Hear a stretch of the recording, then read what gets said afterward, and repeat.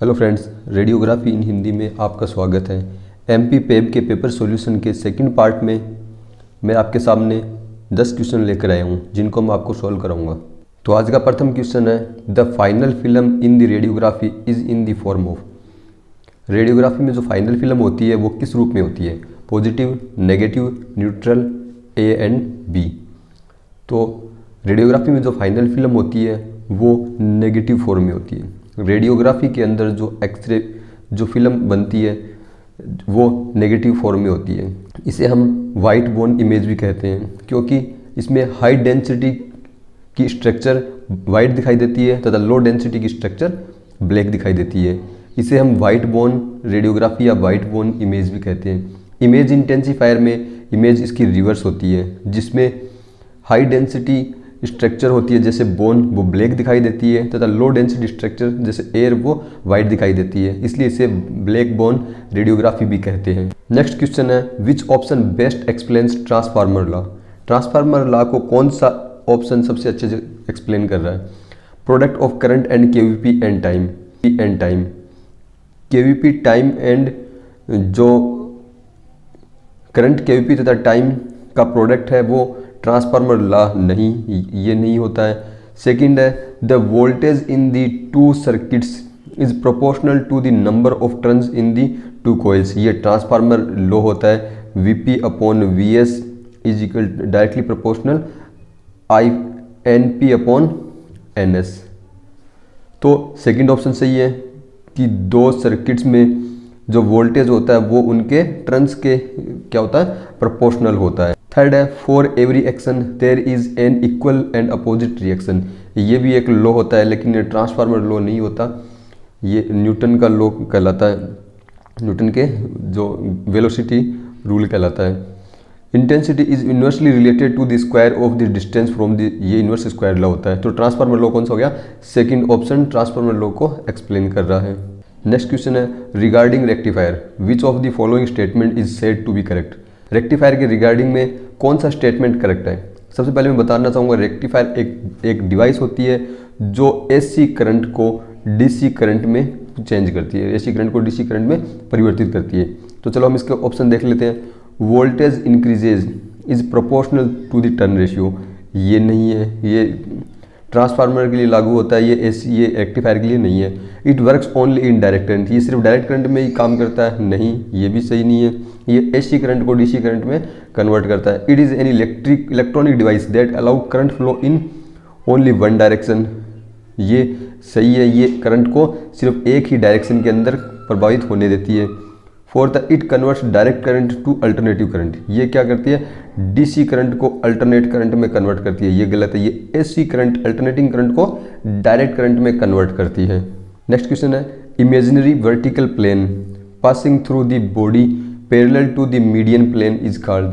देखिए, ये जैसे कोई इंडिविजुअल है, इसका ये वाला जो प्लेन हो गया, ये इसका एमएसपी मीडियन प्लेन या मीडियन सेजाइटल प्लेन कहलाता है। और एक क्वेश्चन में पूछा गया, imaginary plane passing through the body parallel to the median plane. Median plane के पैरेलल कोई प्लेन, ये जैसे मीडियन सेजाइटल प्लेन है, इसके पैरेलल कोई प्लेन हो गया तो ये क्या कहलाएगा? तो ये सेजाइटल प्लेन या इसे हम पैरासेजाइटल प्लेन भी कह देते हैं। तो इसका ऑप्शन मीडियन प्लेन नहीं होगा, इसे हम मीडियन प्लेन तो जो जस्ट मिड वाला खुद ही मीडियन प्लेन कहलाता है, जिसे मीडियन सेजाइटल प्लेन या मीडियन प्लेन भी कह देते हैं। इसके पैरेलल जो प्लेन होगा वो ऑप्शन 2 सेजाइटल प्लेन कहलाएगा। नेक्स्ट क्वेश्चन है, the pH of blood is. Blood की पीएच, ब्लड स्लाइटली बेसिक होता है तो इसकी पीएच हो जाएगी। नेक्स्ट क्वेश्चन है, the intensity of the x ray beam that leaves the x ray tube not uniform throughout all portion of the beam is known as. X ray beam जो target से बाहर निकलती है, एनोड से बाहर आती है, वो जो इसका जो पूरा पोर्शन होता है उस पोर्शन में यूनिफॉर्म नहीं होती है। कौन सा रूल कहलाता है? तो ये हील इफेक्ट कहलाता है। ये क्या कहलाता है? हील इफेक्ट कहलाता है। इसमें क्या होता है, जैसे ये एक टारगेट है, ये कैथोड है, इससे जब इलेक्ट्रॉन बीम गिरती है तो एक्सरेज बाहर निकलती है, तो इस एक्सरेज की इंटेंसिटी कैथोड साइड में ज़्यादा होती है और एनोड साइड में कम होती है। कि एनोड देखिए, जैसे मैं बना रहा हूँ, ये एनोड साइड में ये पूरी एक्सरे बीम है, एनोड जो कैथोड साइज है, कैथोड साइज में बीम की इंटेंसिटी ज़्यादा होगी और एनोड साइड में बीम की इंटेंसिटी यहाँ पर ये क्या होती है, कम होती है। इसे हम हील इफेक्ट कहते हैं। ये इसलिए होता है क्योंकि कुछ मात्रा में एक्सरे बीम या एक्सरे फोटोन को एनोड खुद ही भी एब्जॉर्ब कर लेता है। जो इसके पास में होती है इनको खुद ही एनोड क्या करता है, एब्जॉर्ब कर लेता है। इसको डिटेल में मैंने आपको हील इफेक्ट में पढ़ाया था, जिसका लिंक आपको डिस्क्रिप्शन में मिल जाएगा, या आप चैनल पर जाकर उसे आप देख सकते हैं। नेक्स्ट क्वेश्चन है the desirable characteristics of film base is. Film base की जो डिजायरेबल करेक्टरिस्टिक्स है वो क्या होती है, हमें फिल्म जो बेस होता है वो किस तरह का चाहिए होता है। Transparent and transmit light uniform. जो फिल्म बेस है, देखिए एक्सरे फिल्म का जो ये बेस स्ट्रक्चर होता है, बेस पर एक एडहेसिव लेयर होती है, उस पर इमल्सन लेयर होती है और उस पर ये सुपर कोटिंग होती है। ये बेस लेयर कहलाती है, ये एडहेसिव लेयर कहलाती है, ये इमल्सन लेयर होती है और ये सुपर कोट होता है। तो बेस की हमें विशेषता बतानी है, इसके अंदर ढूंढना है कि बेस की विशेषता क्या होगी। तो बेस होता है ये ट्रांसपेरेंट होना चाहिए।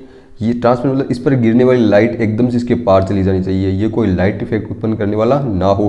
ट्रांसमिट लाइट यूनिफॉर्मली, और ये बेस एक्सरे फिल्म के हर पार्ट में एक समान रूप से ही लाइट को ट्रांसमिट करने वाला होना चाहिए। तो फर्स्ट ऑप्शन सही है।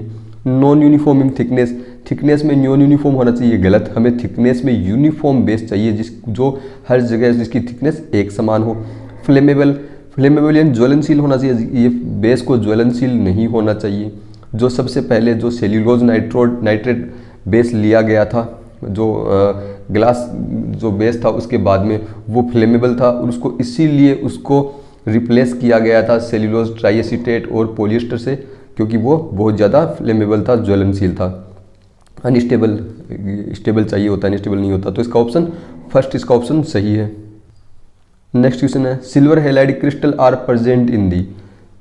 जो एक्सरे फिल्म होती है उसकी कौन सी लेयर में सिल्वर हैलाइड क्रिस्टल होते हैं? बेस में नहीं होते, सुपर कोट में नहीं होते, सबस्ट्रेटम में नहीं होती, इमल्सन लेयर में। एक्सरे फिल्म की मैंने अभी बताया था आपको, ये बेस लेयर हो गई, इसके ऊपर ये एडहेसिव या सबस्ट्रेटम लेयर भी इसको बोल देते हैं। ये हो गया बेस लेयर और ये इसका क्या हो गया, सबस्ट्रेटम लेयर। इसके ऊपर होती है इमल्सन लेयर और इसके ऊपर होती है प्रोटेक्टिव लेयर। इसके ऊपर क्या होती है, प्रोटेक्टिव, या इसको सुपर कोट भी बोल देते हैं। तो इमल्सन जो लेयर होती है, इस लेयर के अंदर सिल्वर हैलाइड ग्रेन डिपॉजिट होते हैं। इस लेयर में क्या होते हैं, सिल्वर हैलाइड ग्रेन का डिपोजिशन इसके अंदर होता है।